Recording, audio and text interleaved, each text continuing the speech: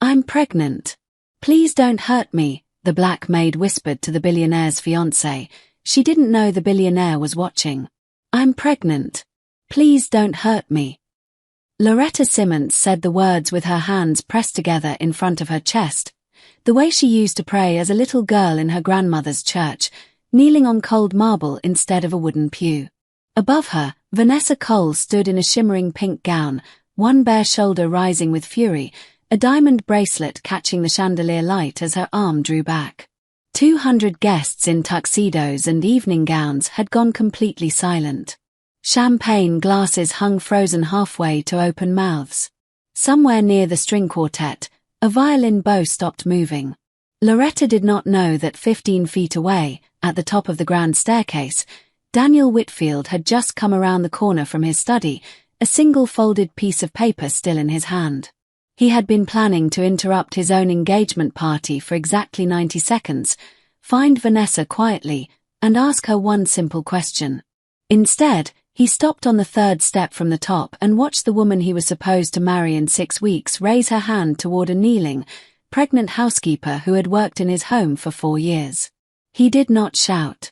He did not have to. His shoes hit the marble stairs so hard that 3 separate people would later say they thought a chandelier had come loose. Loretta didn't turn to look at him.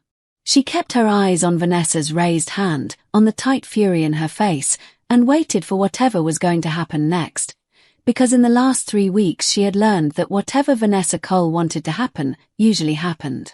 What none of the 200 guests standing frozen in that ballroom understood, what even Daniel Whitfield, standing 3 steps from the bottom with his jaw locked and his heart pounding, did not fully understand yet, was that the woman kneeling on the floor in her red uniform was the only person in that entire room who had told him the truth in 6 months. It had not started this way.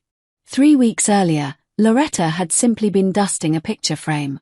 Before any of that, before the folder, before the whispered accusation, before Vanessa Cole's heel ever left the ground, this was a channel about the truth people carry quietly and what happens when the world finally sees it. If you've ever been underestimated, ever been the person nobody thought to ask, ever waited for someone to finally look past what you do for a living and see who you actually are, this story is for you. Stay with us to the end, and if it moves you the way these stories are meant to, we'd be honored to have you subscribe. Now, let's go back to where it began. Loretta Simmons had been cleaning the Whitfield estate for 4 years, and in all that time, she had never once entered a room without knocking first, even the ones that were empty. It was a habit her mother had taught her, respect the space, even when no one's watching, because someone always is, even if it's just you. She was 30 years old, with steady hands and a low, warm voice that made nervous new hires on the household staff feel like they'd known her their whole lives. She wore her hair pulled back tight under a small cap, kept her uniform ironed even on the days she barely had time to eat breakfast, and she had a way of humming old hymns under her breath while she worked that Daniel Whitfield had noticed but never mentioned, because he liked hearing it drift down the hallway in the mornings. It reminded him, in a way he never said out loud, of a house that used to feel alive. She and her husband, Marcus, had been married for 6 years. He worked at a garage 2 towns over, the kind of place where men still shook hands on a repair estimate instead of printing an invoice, and between the two of them, they made just enough to keep their small rented house warm in the winter and put something aside, slowly, toward a place of their own. They had been trying for a baby for 3 of those 6 years. When the second line finally showed up on the test 11 weeks ago, Loretta had sat on the edge of the bathtub for 20 minutes before she could make herself walk out and tell him, because she was afraid that saying it out loud might undo it. She told Daniel Whitfield before she told most of her own family, mostly because she needed to know her job was safe. He was, in her experience, a fair man, quiet, sometimes distant, the kind of employer who remembered your name and your face but rarely asked about your life beyond the walls of his house. He had lost his wife, Eleanor, 3 years earlier, after a long illness that the household staff never discussed directly but all understood had hollowed something out of him. The house still had photographs of her in nearly every room. Loretta dusted every one of those frames with the same care, every single week, without being asked. "Congratulations," Daniel had said, when she told him about the pregnancy. standing in the doorway of his study with her hands folded in front of her like she was asking permission to exist. "You'll take whatever time you need. Your position isn't going anywhere." He'd said it without looking up from his desk at first, and then he had looked up, and something in his face had softened in a way she rarely saw. Eleanor always said this house needed more life in it. It was the kindest thing he had said to her in 4 years, and she had carried it with her the way she carried small kindnesses in general. Quietly, gratefully, without expecting more. The house itself was enormous, an old stone estate on the edge of the city with a wraparound porch, a library with a rolling ladder, and gardens that took 3 men to maintain. Daniel Whitfield ran Whitfield Hospitality Group, a company that owned hotels in 11 states, and he ran it the way Loretta imagined a man like him ran everything.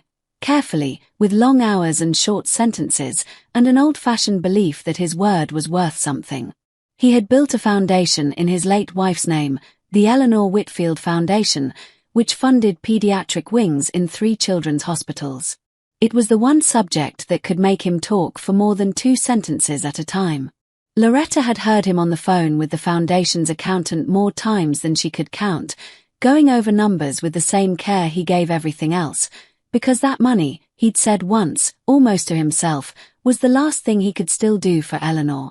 Loretta liked working in that house. She liked the quiet rhythm of it, the smell of lemon oil on old wood, the particular hush of the library in the afternoon, the way the late sun came through the east windows and turned the marble floor gold. She liked Beatrice, the head housekeeper, a sharp-tongued woman in her 60s who had worked for the Whitfield family for over 20 years and treated Loretta like a niece she'd never had. And she liked Mr. Whitfield, in the careful, respectful way you like a person who has never once made you feel small. That began to change the week Vanessa Cole moved in. Vanessa arrived with 6 suitcases, a personal stylist on speed dial, and an opinion about every room in the house within 48 hours of unpacking the first one. She was 34, sharp-featured, and strikingly beautiful in the deliberate, high-maintenance way of someone who had made beauty into a full-time occupation. She had met Daniel 8 months earlier at a hospitality industry gala, and within 4 months he had proposed, to the quiet surprise of nearly everyone who had known him before Eleanor died. Beatrice, who said little but noticed everything, had only remarked once, folding towels in the linen room with Loretta, "Man's been alone a long time. Sometimes loneliness picks faster than the heart does." Loretta didn't judge. She understood, in her own way, what it meant to want to fill a house with something warm again. But from the very first week, Vanessa treated the household staff the way some people treated furniture. Useful, expected to be silent, and easily replaced. She rearranged the flowers Beatrice had ordered for 20 years without asking. She had the kitchen restock an entire pantry because she didn't like the brand of olive oil. She called Loretta the pregnant one to a guest within earshot, as though Loretta hadn't been standing right there with a name. None of that, on its own, would have been anything more than an unpleasant new chapter in an otherwise steady job. Loretta had worked for difficult people before. She knew how to keep her head down, do good work, and let rudeness slide off her like rain off a good coat. What changed everything happened on a Tuesday afternoon, 3 weeks before the engagement gala, when Loretta was dusting the built-in shelves in Daniel's private study, a room she was allowed into only when he wasn't home and only to clean, never to touch the papers on his desk. She was reaching for a framed photo of Eleanor on the top shelf when a stack of folders on the corner of the desk slid sideways and spilled across the floor. She dropped to her knees immediately, the way she always did when something spilled in that house, gathering the papers back into order before anyone noticed, before her employer ever had to see the mess. She wasn't trying to read anything. She was trying to fix a mistake before it became a problem. But her eyes caught 2 things, almost by accident, the way eyes do when you're staring straight at a page trying to get it back in the right order. The first was a donation authorization form for the Eleanor Whitfield Foundation, dated 6 weeks earlier, for a transfer of $200,000 to something called Cole Consulting Partners. The second was Daniel Whitfield's signature at the bottom of it, except it wasn't quite right. Loretta had seen his signature 100 times, on checks left for the household budget, on birthday cards for staff members' children. This one leaned the wrong way. The D curled differently. It was close. It was very close. But it wasn't his. She didn't understand what she was looking at, not fully. She wasn't an accountant. She didn't know what Cole Consulting Partners was, or whether it meant anything at all. But something in her chest tightened the way it did when a pot on the stove started to smell wrong before you could see the smoke. She put the papers back exactly as she'd found them, closed the folder, straightened the frame on the shelf, and left the room. She told herself it was nothing. Rich people had companies and consultants and foundations with more paperwork than she could ever hope to understand, and it wasn't her place to wonder about any of it. She told herself that for about 4 days. The trouble started, as trouble in that house always seemed to start now, with Vanessa noticing something Loretta hadn't meant for her to notice. It happened in the hallway outside the study, 2 days after the spilled folders. Loretta was carrying a stack of fresh towels toward the guest wing, and Vanessa was on the phone, standing near the study door with her back half turned, her voice pitched low in the particular way people use when they don't want to be overheard. "I told you, it has to be settled before the audit," Vanessa was saying, one hand pressed flat against the doorframe. "The foundation board meets in 3 weeks. If Frank Delgado pulls those records before then..." She stopped abruptly, turning, and found Loretta standing 8 feet away with an armful of towels and nowhere to look but straight ahead. For a moment, neither of them said anything. "Can I help you with something?" Vanessa asked, in a voice that made it very clear the answer she wanted was no. "Just bringing towels to the blue room," Loretta said, and kept walking, her heart thudding harder than the moment seemed to call for. She didn't know what an audit was in the context of a foundation board. She didn't know who Frank Delgado was, though she would learn, 3 days later, that he was the accountant who had managed the Eleanor Whitfield Foundation's books for nearly a decade, a careful, grey-haired man Daniel trusted completely. She didn't know what settled meant, or what it had to do with the folder full of papers she'd seen in the study. But she knew the look on Vanessa's face when their eyes met in that hallway. It wasn't embarrassment at being overheard on a personal call. It was something colder. It was the look of a woman doing math about how much a housekeeper might have seen, and not liking the answer. From that day on, Vanessa's attention toward Loretta shifted from casual dismissal into something sharper. She began finding small things wrong with Loretta's work, a streak on a mirror that wasn't there, a vase moved 2 inches to the left of where it should be. She mentioned, twice, within Daniel's hearing, that she wasn't sure the household staff were as careful as they used to be. She asked Beatrice, in front of Loretta, whether background checks were still standard practice for new hires, as though Loretta were new, as though 4 years of spotless work had evaporated overnight. Loretta said nothing. She had a baby coming and a mortgage on a modest little house she and Marcus were still saving toward, and she needed this job in a way that made silence feel like the only safe choice. She told herself, again, that it was nothing, a stressed bride-to-be, a wedding 6 weeks out, nerves running high in every direction. She told herself that even as some small, steady part of her kept turning the image of that signature over and over, the way the D leaned wrong. The following week, Marcus mentioned something over dinner that made Loretta set her fork down. He'd been at the garage when a man came in for an oil change, a man named Gary who did contract work auditing small businesses, and who'd been complaining, the way strangers complain to mechanics while they wait, about a client who kept stonewalling him on a foundation's books. Kept saying the paperwork was in transit, Gary had said, annoyed, tapping his knee. 200 grand just sitting there in some LLC nobody can explain. Marcus hadn't thought much of it. It was just garage talk, the kind of thing customers said to fill silence while their cars were up on the lift. But Loretta had gone very still at the table, her hand resting flat against the small, hard curve of her stomach. "Did he say the foundation's name?" she asked.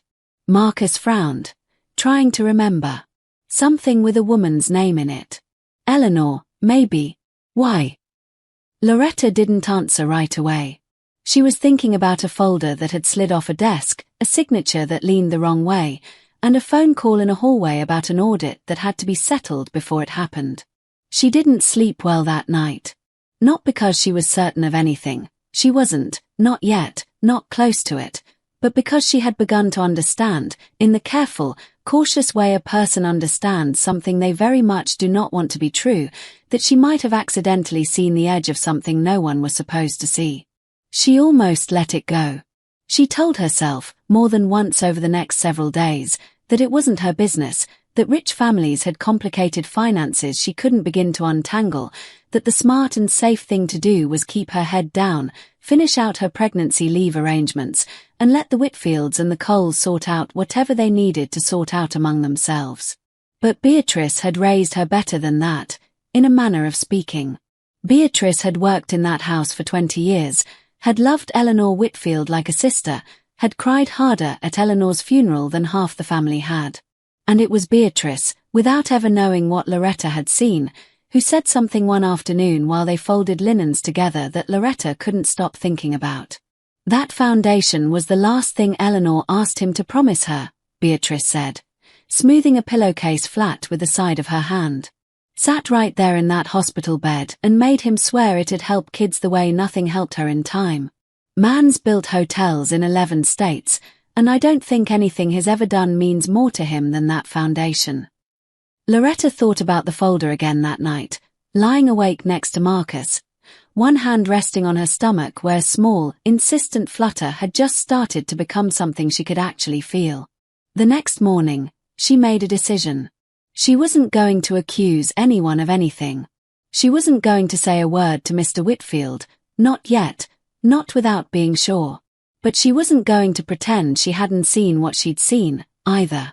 She went back into the study on a day she knew Daniel was traveling, ostensibly to dust, and this time, carefully, without disturbing anything, she made a photocopy of the one donation authorization form on the small printer in the corner of the room, the one with the signature that didn't sit quite right. She folded it small, tucked it into the inside pocket of her apron, and told herself it was just in case. Just in case she ever needed proof that she hadn't imagined what she saw. She should have known that a house that quiet has ears in every wall. Vanessa caught her 3 feet from the study door, less than 2 minutes later, and the look on her face told Loretta immediately that this was no longer a matter of streaked mirrors or misplaced vases. "What were you doing in there?" Vanessa's voice was low, controlled, and far more frightening for it than if she'd shouted. "Dusting, Same as every Thursday." "You were at the desk." "I was cleaning the shelf above it." Vanessa stepped closer, close enough that Loretta could smell her perfume, sharp and expensive, close enough to see the fine tremor at the corner of her jaw that no amount of composure could quite hide. "I don't like people going through Daniel's things," she said. "And I especially don't like people who think they've found something." "I haven't found anything, Loretta kept her voice even, her eyes steady, the way her mother had taught her to speak to people who wanted to see you flinch. "I don't know what you mean." For a long moment, Vanessa said nothing at all, just studied her with an expression Loretta would replay in her mind for days afterward. Not quite anger, not quite fear, but something coiled tight between the two, calculating. "Watch yourself," Vanessa finally said, and walked away. Loretta told Daniel nothing that day, or the next. 2 days later, without explanation, her hours were cut from 5 days a week to 3, and Beatrice was quietly told, by Vanessa, that some restructuring was happening among the household staff ahead of the wedding. When Loretta asked Daniel directly whether her position was in jeopardy, he looked genuinely troubled by the question, but distracted too, the way a man looks when he is juggling a business and a wedding and a dozen other fires and hasn't yet noticed the one burning closest to home. "Vanessa mentioned some concerns," he said carefully, not quite meeting her eyes. "I'm sure it's nothing. Let's just get through the gala, and we'll sort out the schedule after." It wasn't the reassurance she needed, and they both seemed to know it.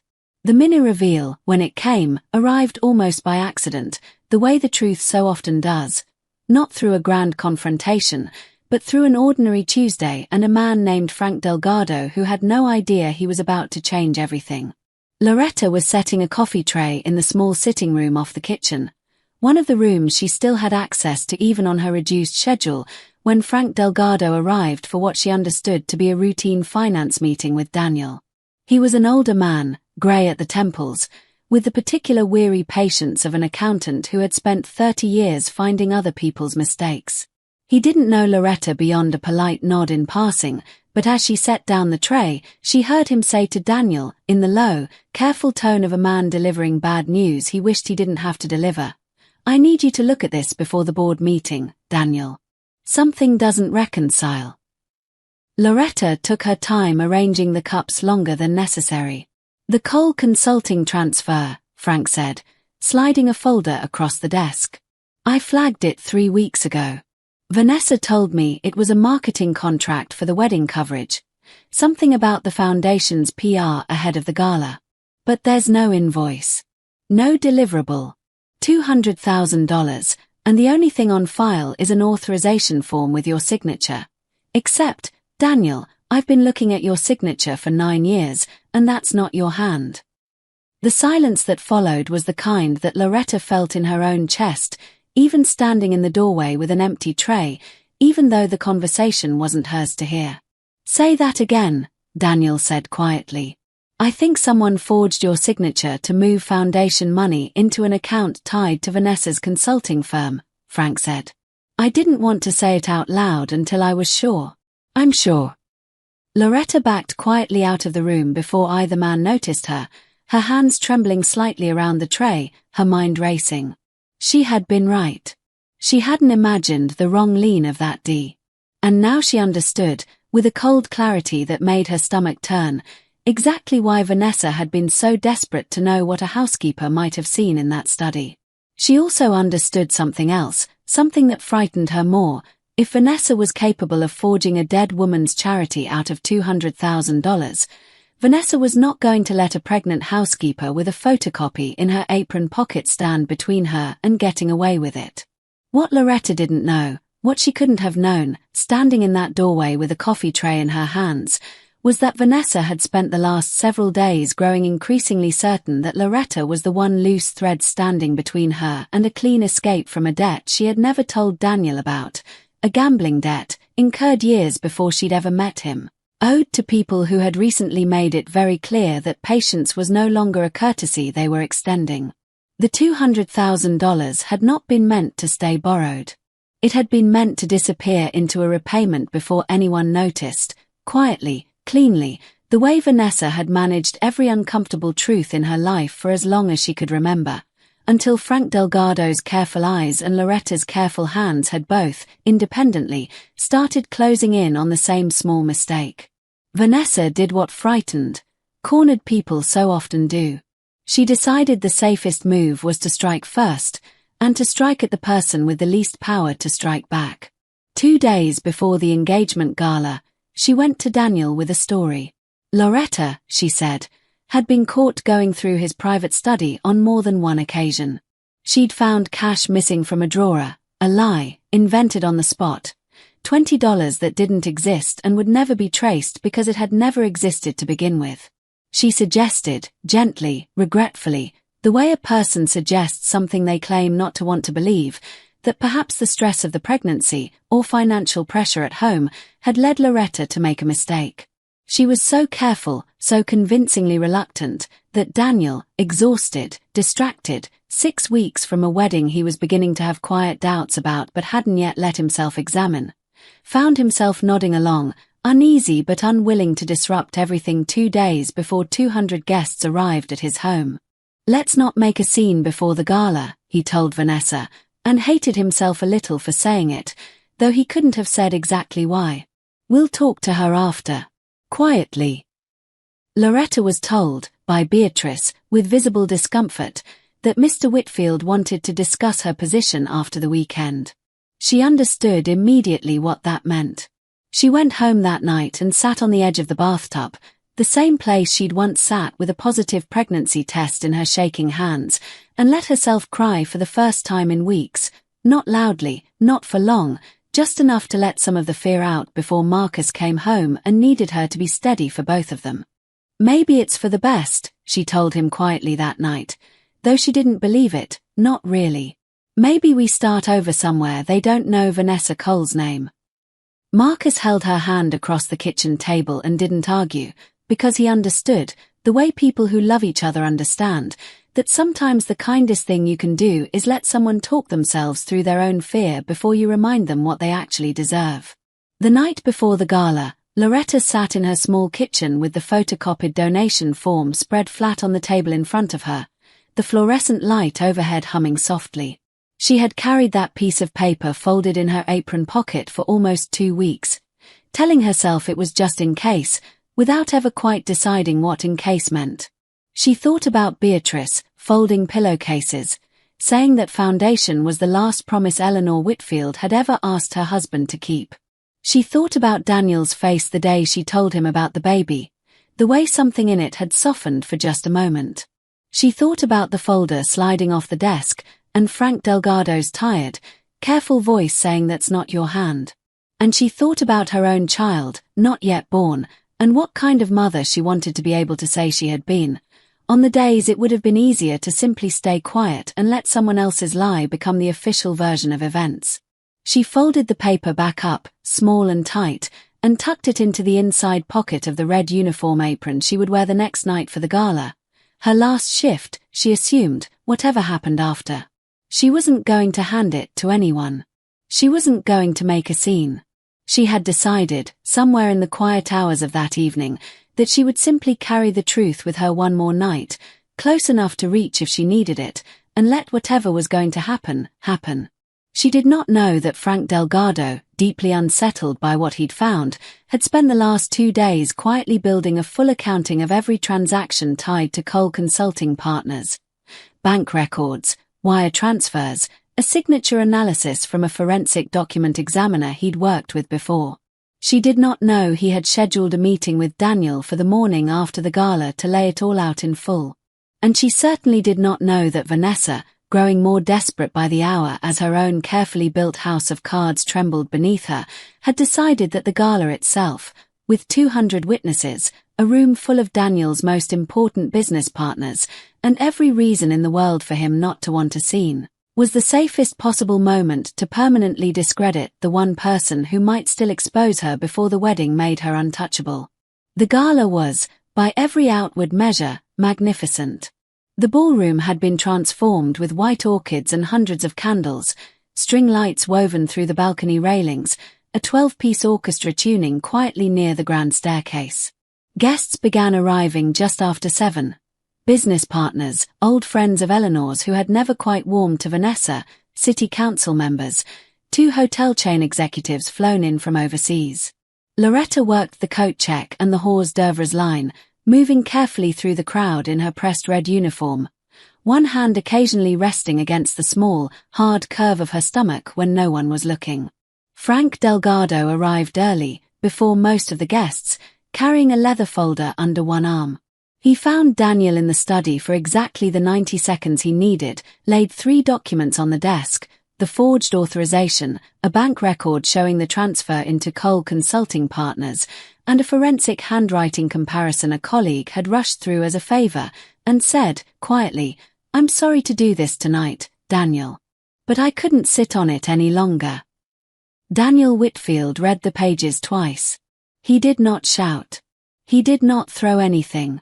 He simply sat very still for a long moment, his jaw tight, and then folded the top page, the forged form, the one Loretta had photocopied 2 weeks earlier without either man ever knowing it, and put it in his jacket pocket. "Give me a few minutes," he said. "I need to find Vanessa." Quietly. He didn't get the chance. Downstairs, in the grand foyer just off the ballroom, Vanessa had spotted Loretta near the coat check, watching her.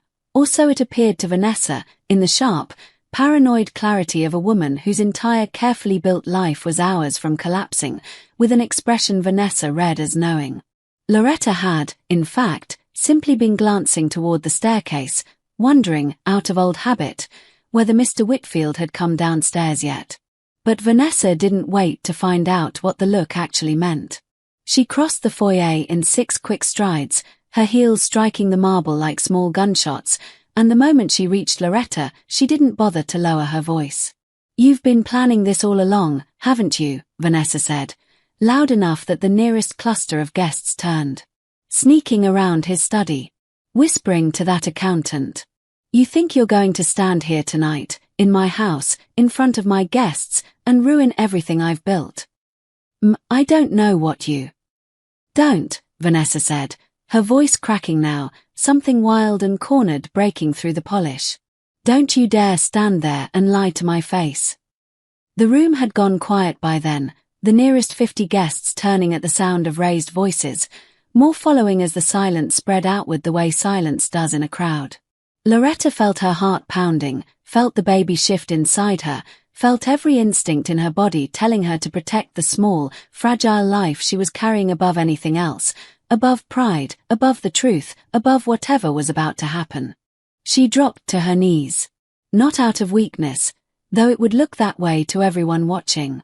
She dropped to her knees because in that instant, with Vanessa's hand rising and her face twisted into something Loretta had never seen on another human being before, protecting her unborn child was the only thing that mattered.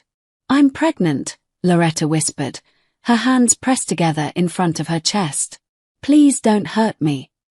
And at the top of the grand staircase, folded paper still in his jacket pocket, Daniel Whitfield came around the corner and saw the woman he was going to marry in 6 weeks with her hand raised toward a kneeling, pregnant housekeeper, and he ran.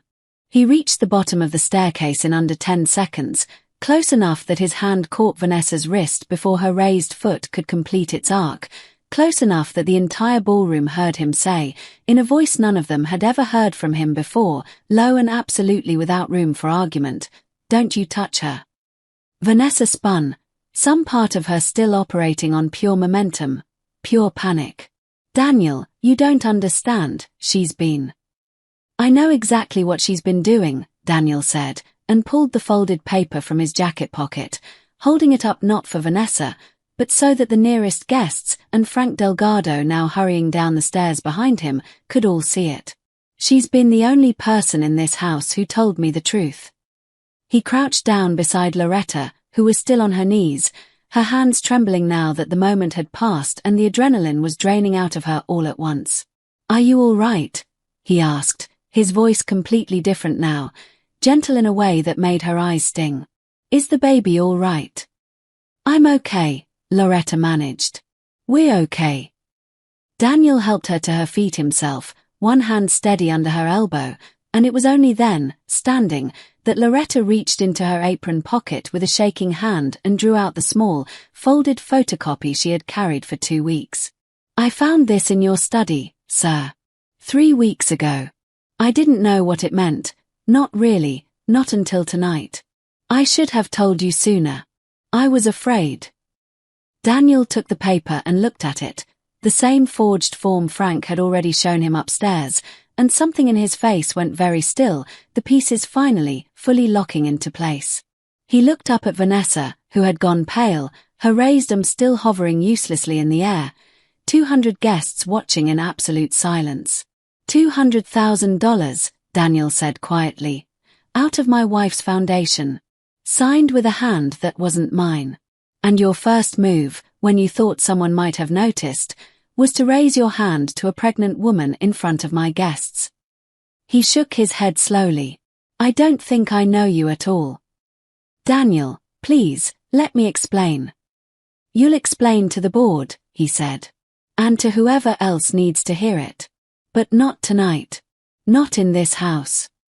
What happened over the following hour would be talked about among Daniel Whitfield's social circle for months, in careful, hushed tones at other people's dinner parties. How the engagement had ended not with a quiet phone call the next morning, but in the middle of the gala itself, in front of everyone. Security escorted Vanessa to a guest room to collect her things while Frank Delgado, at Daniel's request, briefed 2 members of the foundation board who happened to be among the guests, laying out what he'd found in plain, careful terms. There was no shouting after that first raw moment in the foyer. Just a slow, methodical unwinding of a lie, conducted with the same quiet efficiency Daniel brought to everything else in his life. Vanessa did not go to prison. Daniel, when the anger had settled into something colder and steadier over the following days, made the decision, against the advice of at least one lawyer. to allow her to repay the full amount through a structured settlement rather than press criminal charges, on the condition that she step down publicly from any association with the foundation and issue a written admission to the board. It wasn't mercy, exactly, though it looked like it from the outside. It was, he told Frank quietly, the kind of thing Eleanor would have wanted. Not cruelty for its own sake, but the truth made undeniable and the harm undone as much as it could be. She'll spend the rest of her life knowing 200 guests watched her raise her hand to a pregnant woman over money that wasn't hers, he said. That's its own kind of consequence. For Loretta, the days after the gala unfolded very differently. Daniel came to find her himself, 2 mornings later, in the small linen room where she was folding towels beside Beatrice, both women looking up in surprise when he actually knocked, on the open door. "I owe you an apology," he said, standing there with his hands in his pockets like a man who didn't quite know what to do with them. "I let someone tell me a story about you because it was easier than asking harder questions. That was wrong, and I'm sorry it cost you weeks of feeling like your job and your safety were in someone else's hands." "You don't have to apologize, sir," Loretta said, though her voice caught slightly. "I do," Daniel said. "And I'm going to do more than apologize." He told her, plainly, that her position was not only secure but permanent. Full salary continued through her entire maternity leave and beyond, with her job waiting exactly as it was whenever she was ready to return, and that he intended, with her permission, to set up a fund through the Eleanor Whitfield Foundation itself for her child's education. Because, he said, "You protected what that foundation stood for better than anyone else in this house did, including me." Loretta didn't know what to say to that. She thought of Beatrice's voice from weeks earlier. That foundation was the last thing Eleanor asked him to promise her, and understood, in that moment, that somehow, without ever meaning to, she had helped keep that promise too. 6 weeks later, on a mild afternoon in early autumn, Loretta gave birth to a healthy baby girl. She and Marcus named her Eleanor Grace. She hadn't planned that. It wasn't a calculated gesture, not exactly. It had simply felt right, somewhere in the last month of her pregnancy, to carry that name forward into something new. When she brought the baby to the estate for the first time, 6 weeks after the birth, to show Beatrice and the rest of the staff who had worried over her through it all, Daniel Whitfield came out onto the porch to meet them, and when Loretta told him the baby's name, he was quiet for a long moment, looking down at the small, sleeping face in her arms. "Thank you," he finally said, and his voice wasn't entirely steady. "I don't think I've heard anything that meant more to me in 3 years." He still dusted the framed photographs of Eleanor himself sometimes now, on quiet Sunday mornings before the staff arrived, something Loretta noticed on the rare mornings she came in early. She never asked him about it, and he never explained. But she understood, in the same quiet way she understood most things in that house, that a man who had once let a lie stand because confrontation felt harder than comfort, had finally learned the difference between keeping the peace and keeping his word. Loretta still works in that house today. She still hums old hymns under her breath while she dusts, and she still knocks before entering a room, even the empty ones. But something in the house is different now, steadier, somehow, the way a house feels when the people in it have finally stopped pretending and started telling each other the truth. If you were in that ballroom the night the truth finally came out, what would you have done? Would you have stayed silent to protect yourself, or would you have found the courage Loretta found, even with everything to lose? Tell us in the comments below. We'd love to hear how this story sat with you. And if you believe people who tell the truth deserve to be seen, even when it's hardest, we'd be so grateful if you'd like this video, subscribe to the channel, and share it with someone who still believes in doing the right thing, even when no one's watching.